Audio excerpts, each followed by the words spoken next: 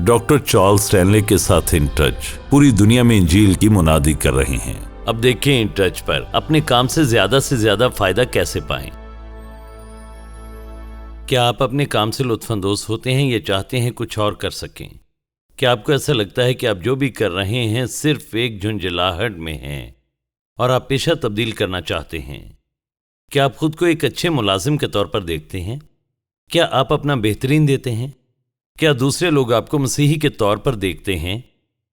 क्या आप जहां हैं हकीकी शराकत कर रहे हैं? जब मैं सोचता हूं कि कुछ लोग हर सुबह दिन भर के काम के लिए पुरजोश होते हैं और पुरजोश होते हैं कि वो इससे क्या हासिल कर सकते हैं, और कुछ लोग अपने पेशे या नौकरी या काम को बीमारी की तरह देखते हैं, इससे जहां तक हो सके दूर रहें और उस वक्त तक ना जाएं जब तक कि आपको जाना ना पड़े, और इससे गुजरने के लिए जितना आप कर सकते हैं उसे कम करें।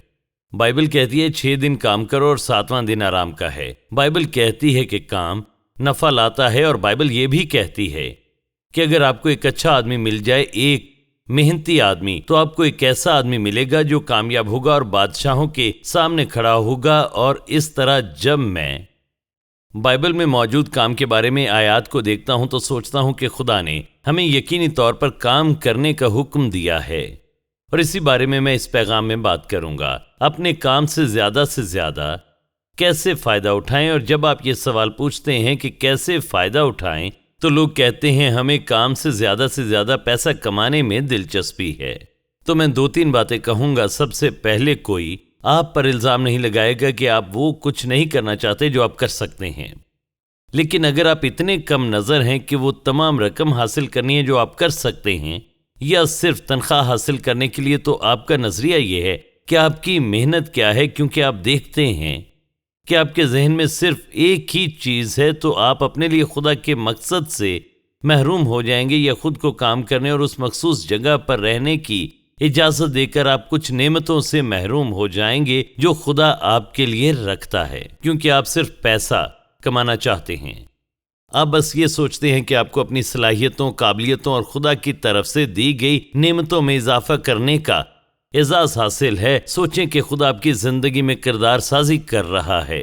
सोचें कि आपको कामयाबी का एहसास है और इस वजह से आप में खुद एतमादी का एहसास पैदा होता है। इस हकीकत के बारे में सोचें कि आप ताल्लुकात उस्तवार कर रहे हैं और सीख रहे हैं कि दूसरे लोगों से कैसे मिलना है और उनकी हौसला अफजाई किस तरह से करनी है, और ये कि आप जिंदगी में कुछ हिस्सा डाल रहे हैं सिर्फ पैसा कमाने के अलावा करने के लिए और भी बहुत कुछ है। ये कुदरती तौर पर एक अहम हिस्सा है, लेकिन इसके अलावा भी और बहुत कुछ है। तो मैं बात करना चाहता हूं कि अपने काम से ज्यादा फायदा किस तरह से उठाया जाए।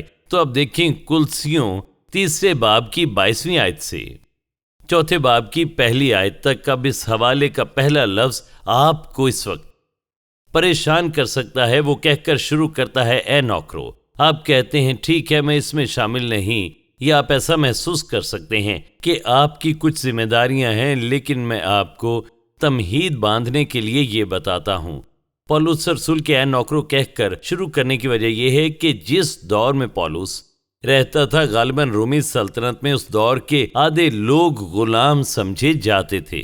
मैं डॉक्टर्स, उस्ताद और बाकी सब की बात कर रहा हूं। बहुत से पेशावर लोग गुलाम थे, उनका ताल्लुक कुछ बहुत अमीर लोगों से था। लिहाजा हम इस किस्म की गुलामी की बात नहीं कर रहे जो आज हम देखते हैं। यहाँ नौकर मालिक और खुदावंद की बात हो रही है। गौर करें, अगरचे सूरत हाल एक जैसी नहीं, जब असूल की बात की जाए तो वही सच है, और ये है कि नौकर हैं और आजिर हैं, और फिर वहाँ एक बड़ा मालिक है जो कि खुदावंद यस्सु मसीह है। लिहाजा यहाँ के असूल आज हमारे लिए उसी तरह लागू होते हैं जैसे पौलुस रसूल के ज़माने में थे। तो लफ्ज़ नौकर से परेशान ना हो। सुने वो यहाँ क्या कहता है, ए नौकरो जो जिस्म की रूह से तुम्हारे मालिक हैं, सब बातों में उनके फर्माबरदार रहो, आदमियों को खुश करने वालों की तरह, दिखावे के लिए नहीं बल्कि साफ दिली और खुदा के खौफ से।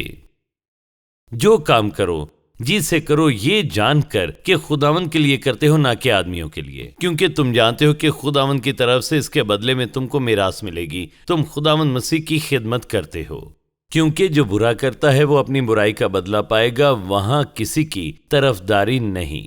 ऐ मालिको, اپنے نوکروں کے ساتھ یہ جان کر عدل و انصاف کرو کہ آسمان پر تمہارا بھی ایک مالک ہے۔ اب میں بتاتا ہوں کہ اپنے کام سے زیادہ فائدہ کیسے اٹھائیں۔ اگر آپ کسی کے لیے 1 سال، 6 ماہ، 10 سال یا 30 سال سے کام کرتے ہیں، آپ کی ساری زندگی میں صرف ایک پیشہ ہے، تو آپ اس سے زیادہ فائدہ کس طرح اٹھائیں؟ تو آپ اس سے زیادہ فائدہ کیسے اٹھائیں؟ میں 5 طریقے بتاتا ہوں۔ میں چاہتا ہوں آپ انہیں لکھ لیں کیونکہ یہ آپ کے فائدے کے لیے ہیں۔ کیونکہ جب آپ کل کام پر جاتے ہیں یا تو ایک جوش اور جذبے کے ساتھ جائیں گے یا آپ خوف زدہ ہوں گے۔ اس دنیا میں ہر صبح کام پر جانے سے آپ کیوں ڈرتے ہیں اور کیوں ڈر کے ساتھ اٹھتے ہیں؟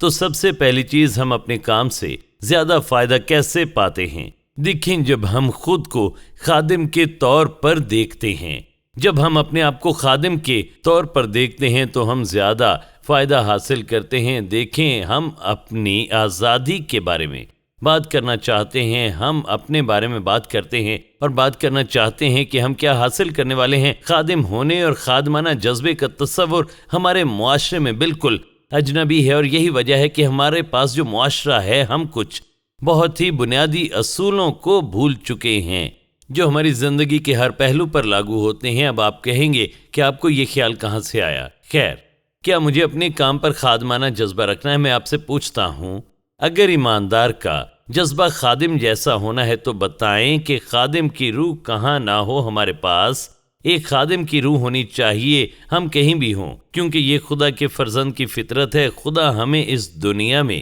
بھیجتا ہے، ہمیں اوپر اٹھاتا ہے، بچاتا ہے، اور ہمارے پاس ایک خادمانہ روح ہونی چاہیے۔ کیا ہمارے پاس کوئی اور روح ہے جو یسوع کے پاس تھی؟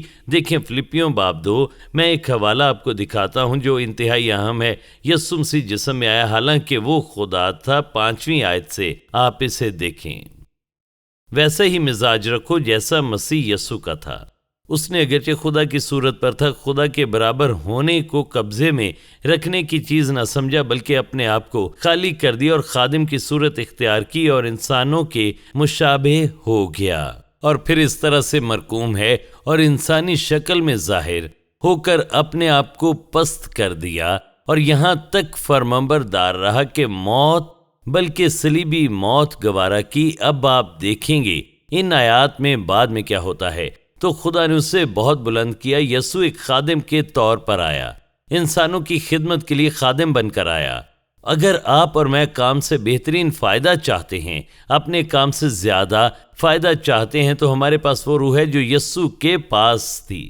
یہ آپ کے کام کے معیار کو متاثر کرے گا۔ جب آپ اور میں ایک خادمانہ جذبہ رکھتے ہیں تو ہم اپنی پوری کوشش کرنے کے لیے حوصلہ افزائی پائیں گے۔ جب آپ کل صبح اٹھتے ہیں اور کام پر جاتے ہیں اور آپ اپنے آپ کو ایک خادم کے طور پر دیکھتے ہیں تو آپ بہت زیادہ خوش ہوتے ہیں اور خوشی کے احساس کے ساتھ جاتے ہیں، خدا کی خدمت کرنے جاتے ہیں۔ صرف یہی نہیں بلکہ آپ کے پاس کے لوگوں پر آپ کا اثر مختلف ہوگا۔ آپ اور میں دوسروں کی خدمت کرتے ہیں تو ہمارا پیشہ کچھ بھی ہو، اگر ہم ایک خادم کے طور پر جاتے ہیں تو ہمارے پاس ایک بہتر گواہی موجود ہوگی، کیونکہ جب کوئی آپ سے رابطہ کرتا ہے یا آپ سے اس بنیاد پر تعلق رکھتا ہے کہ آپ اس کی خدمت کرنا چاہتے ہیں تو فوراً آپ اس کی توجہ کا مرکز ہوں گے۔ آج کل کوئی کم ہی کسی کی خدمت کرنا چاہتا ہے، لیکن جب کوئی کہے میں آپ کی خدمت کیسے کروں، میں آپ کی مدد کیسے کروں، آپ کسی بھی دکان پر جاتے ہیں اور کہتے ہیں میں آپ کی کیسے خدمت کروں، میں آپ کو ضمانت دیتا ہوں کہ انہوں نے آپ کی توجہ حاصل کر لی۔ اکثر آپ کسی جگہ پر چلتے ہیں اور کہتے ہیں کیا کوئی میرے پیسے لے کر مجھے اپنے کاروبار میں شامل کرے گا، میں ایسے شخص کی تلاش میں ہوں جو میری مدد کر سکے، تو لوگ آپ کے ارد گرد کھڑے ہو جائیں گے۔ آپ کہتے ہیں اگر میرے پاس خادمانہ جذبہ ہے تو کوئی مجھ سے فائدہ اٹھائے گا، اور ایسا ہی انہوں نے یسوع کے ساتھ کیا۔ مسئلہ یہ ہے کہ صحیح رویہ کیا ہے۔ میرا رویہ اس بات کا نتیجہ نہیں ہو سکتا کہ میرے ساتھ کیسا سلوک ہوا۔ رویہ یہ ہونا چاہیے میں جہاں بھی کام کرتا ہوں خدا ایک ایماندار کے طور پر مجھ سے کیا توقع رکھتا ہے۔ اگر آپ اپنے کام سے بہترین فائدہ چاہتے ہیں تو آپ خادم کے طور پر کام کریں۔ میں اس کی خدمت کے لیے آیا ہوں جس کے لیے میں یہاں پر کام کرتا ہوں۔ یہ پہلا اور بنیادی اصول ہے، اور پھر دوسرا اصول یہ ہے اگر میں اپنے کام سے فائدہ چاہتا ہوں تو مجھے خدا کے لیے کام کرنا ہوگا۔ یہ میرا کام خدا کے لیے ہے۔ جب میں کالج جاتا تھا تو میں ایک ٹیکسٹائل مل میں کام کرتا تھا اور وہاں بہت زیادہ گرمی ہوتی تھی۔ یہ کام کرنے کے لیے ایک خوفناک جگہ تھی۔ میرے وہاں پہنچنے کے تقریباً 30 منٹ بعد میں پوری طرح سے گیلا ہو جاتا۔ پہلے 2 یا 3 ہفتے میں گھر آتا تو میری ماں پریشان ہو جاتی۔ وہ 8 سے 4 کام کرتی تھی اور میں 4 سے 12، تو وہ اس طرح اسی علاقے میں کام کرتی تھی۔ وہ کافی مشکل تھا اور وہ کہتی اس گرم جگہ پر تمہیں کام کرنے کی ضرورت نہیں۔ میں جانتا تھا مجھے اپنے رویے کو تبدیل کرنا ہوگا، اور میں نے کہا کہ خداوند میں اس طرح کام کروں گا جیسے تو مالک ہے، میں اس طرح کام کروں گا جیسے میں تیرے لیے کر رہا ہوں۔ پھر وہاں کی گرمی نے مجھے پریشان نہیں کیا، نہ صرف یہ بلکہ خدا چاہتا تھا کہ میں گواہی دوں۔ وہاں 2-3 ساتھی آ جاتے اور وہ بات کرنا چاہتے تھے اور میں انہیں گواہی دیتا تھا۔ میں نے سوچا میرا مالک مجھے برطرف کر دے گا یا مجھے تبدیل کر دے گا، دونوں میں سے ایک کام وہ کرے گا۔ تو وہاں 1 ماہ یا اس سے زیادہ رہنے کے بعد وہاں 5 یا 6 ساتھی وقفے کے دوران بیٹھے تھے۔ ان کے پاس کافی وقت ہوتا تھا اور وہاں میں اپنے ایمان کی شراکت کرتا تھا، اور وہ مجھے ڈیکن کہتے تھے، پتہ نہیں کیوں کہتے تھے۔ تو میرا مالک اندر آیا اور وہاں 6 یا 7 لوگ تھے اور وہ بنا کچھ کہے سر ہلا کر چلا گیا۔ اگلی گرمیوں میں نوکری کے لیے آیا تو اس نے بنا کچھ پوچھے مجھے ملازمت پر رکھ لیا۔ اگر میں ویسے ہی سوچتا رہتا کہ یہ جگہ گرم ہے، یہ جگہ خوفناک ہے، دنیا میں کون یہاں کام کرنا چاہے گا، یہ عذاب کی اگلی چیز بن گئی تھی۔ میرا مطلب ہے کہ میں اسے سنبھال نہیں سکتا تھا، کوئی بھی میری گواہی نہ سنتا، اور دوسری بات یہ کہ میں زیادہ دیر وہاں نہ ٹھہرتا، میرے پاس نوکری نہ ہوتی، اور تیسرا مجھے اگلی گرمیوں میں بھی نوکری نہ ملتی۔ اور جب ہمیں احساس ہوتا ہے کہ یہ دنیا کا کام ہے لیکن میں یہاں ہوں کیونکہ خدا نے مجھے یہاں رکھا ہے اور میں اس کے لیے یہ کام کر رہا ہوں، آپ کا رویہ بدل جائے گا، آپ بہتر کام کریں گے، آپ کو ایک بہتر گواہی ملے گی جب آپ اپنے پیشے کو دیکھیں گے چاہے وہ کچھ بھی ہو، اور آپ اپنے دل میں جانیں گے کہ میں یہ خدا کے لیے کر رہا ہوں، اس نے مجھے اس خاص جگہ پر رکھا ہے۔ اور اگر آپ بس دوسرے لوگوں کی طرح شکایت کرتے رہتے ہیں تو آپ بھی انہی میں شامل ہوتے ہیں، آپ اپنی گواہی کھو دیتے ہیں۔ اور اس زمانے کی برائیوں میں سے ایک یہ ہے کہ خدا کے بہت سے لوگ چرچ میں ایک ہی طرح سے کام کرتے ہیں، اور ہم اپنی گواہی کے اثر اور طاقت کو وہاں کھو دیتے ہیں جہاں دنیا کو اسے دیکھنے کی ضرورت ہوتی ہے اور سننے کی ضرورت ہوتی ہے۔ اور میں صرف آپ سے ایک سوال پوچھوں گا، جن لوگوں کے ارد گرد آپ کام کرتے ہیں، کیا وہ جانتے ہیں کہ آپ ایماندار ہیں؟ آپ کو اندر آنے اور یہ کہنے کی ضرورت نہیں کہ آپ ایماندار ہیں، یا پھر یہ کہ مجھ سے ایسی باتیں نہ کرو، میں مسیحی ہوں۔ دیکھیں، آپ میری بات غور سے سنیں، آپ کی زندگی یسوع مسیح کے پاس اتنی ہونی چاہیے کہ جب آپ اندر جائیں تو آپ کی موجودگی کچھ کہے۔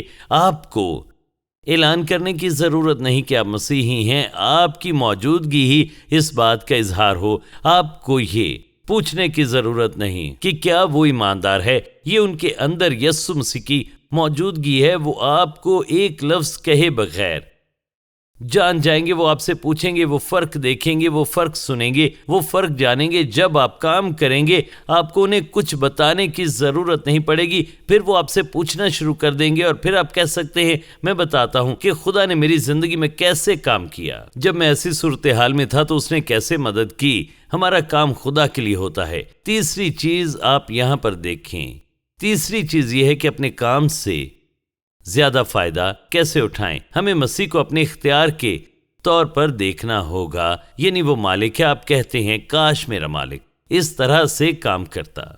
دیکھیے، یہاں پر مسئلہ یہ نہیں ہے، اور آپ نے یہ حوالہ دیکھا ہے۔ آپ یہاں پر 22ویں آیت پر غور کریں، اے نوکرو جو جسم کی روح سے تمہارے مالک ہیں، سب باتوں میں ان کے فرمانبردار رہو۔ اگر آپ کسی خاص جگہ پر کام کرتے ہیں تو غور سے سنیں تاکہ غلط نہ سمجھیں۔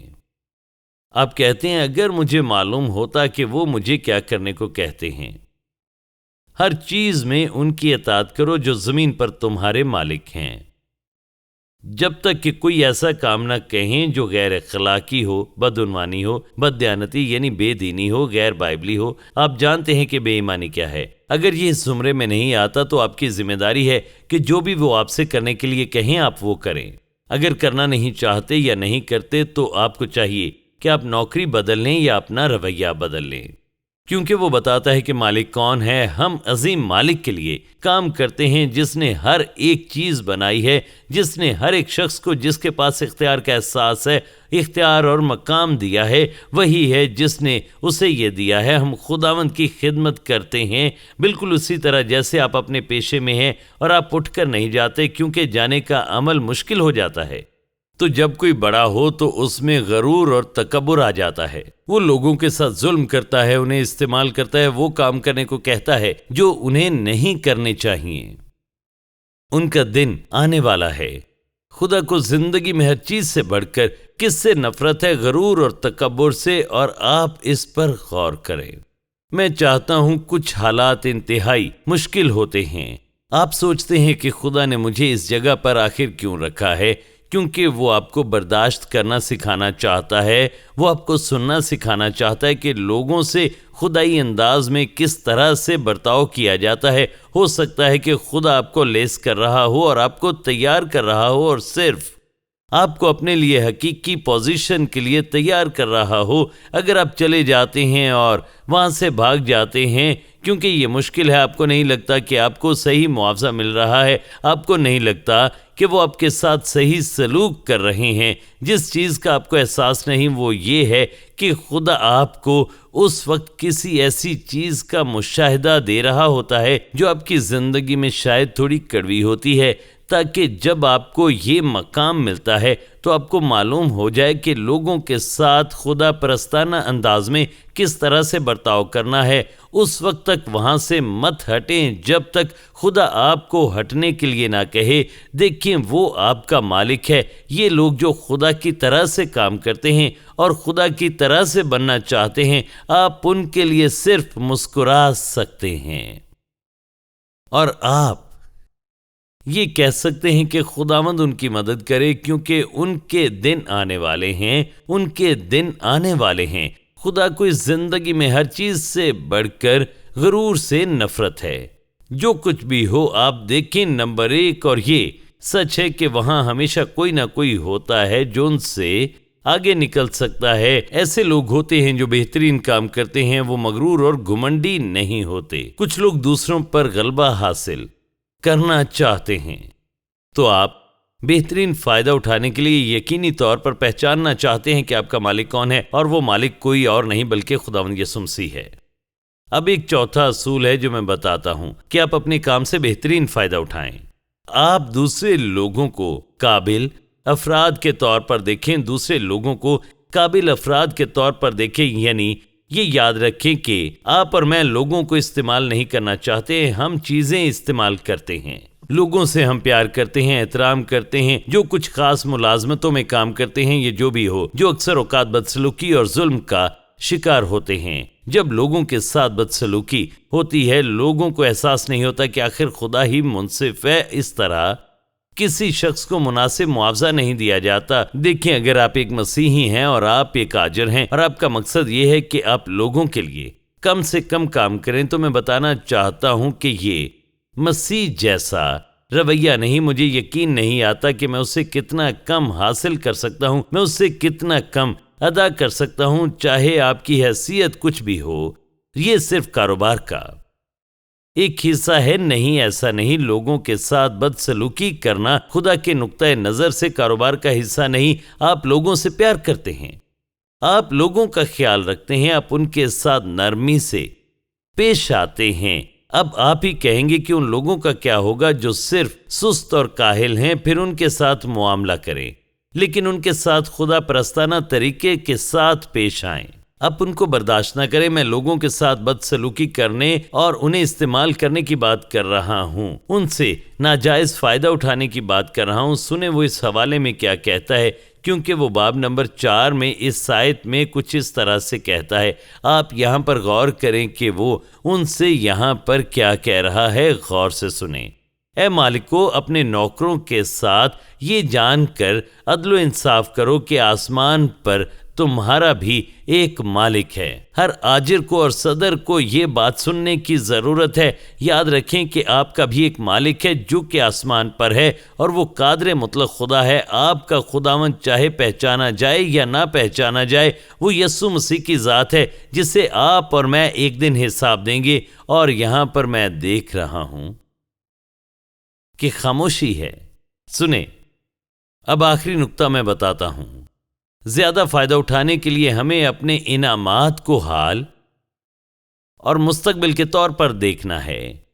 ہمیں اپنے انعامات کا حال اور مستقبل کے طور پر جائزہ لینا ہے۔ مثال کے طور پر اگر آپ اپنے کام کے لیے اپنا انعام صرف تنخواہ کے چیک کے طور پر دیکھتے ہیں جو آپ کو وہاں ڈالر کے نشان کے ذریعے ملتا ہے، دوسرے لفظوں میں یہ واحد انعام نہیں جو آپ کو مل رہا ہے، بلکہ یاد رکھیں کہ ہم نے کیا کہا تھا کہ اکثر مشکل حالات میں خدا کردار سازی کرتا ہے، لیکن بعض اوقات اچھے حالات میں خدا آپ کو ایسے لوگوں سے گھیرتا ہے جو آپ سے محبت کرتے ہیں، آپ کے کام میں آپ کی حوصلہ افزائی کرتے ہیں۔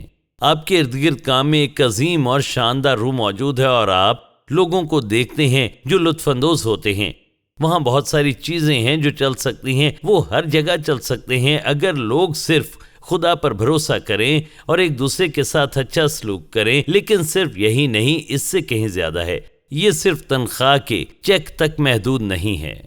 یہ جانتے ہوئے کہ خدا کی طرف سے آپ کو وراثت کا اجر ملے گا، یہ خداوند یسوع مسیح ہے جس کی آپ خدمت کرتے ہیں۔ اور یہ کبھی کبھی ہمارے ہاں ایک غلط فہمی ہوتی ہے۔ ہمارے پاس یہ خیال ہے کہ میرا کام ایک دن کی کام کی دنیا میں یہ ایک چیز ہوتی ہے۔ دیکھیں، خدا مجھے جس چیز کا بدلہ دے گا وہی ہے جو میں نے یسوع کے لیے کیا ہے، سنڈے اسکول میں پڑھانا، کوائر میں گانا، آرکسٹرا میں حصہ لینا، یہ سب گواہی دینا اور یہ سب چیزیں نہیں۔ خدا آپ کو اور مجھے ہماری زندگی کے ہر پہلو کا بدلہ دے گا، نہ صرف ان میں سے کچھ بلکہ ان میں سے ہر ایک کو۔ وہ کہتا ہے یہ جانتے ہوئے کہ خدا کی طرف سے تمہیں میراث کا اجر ملے گا، یہ خداوند یسوع مسیح ہے جس کی آپ خدمت کرتے ہیں۔ اگر خدا مالک ہے تو وہی ہے جو آخرکار اس بات کا تعین کرتا ہے کہ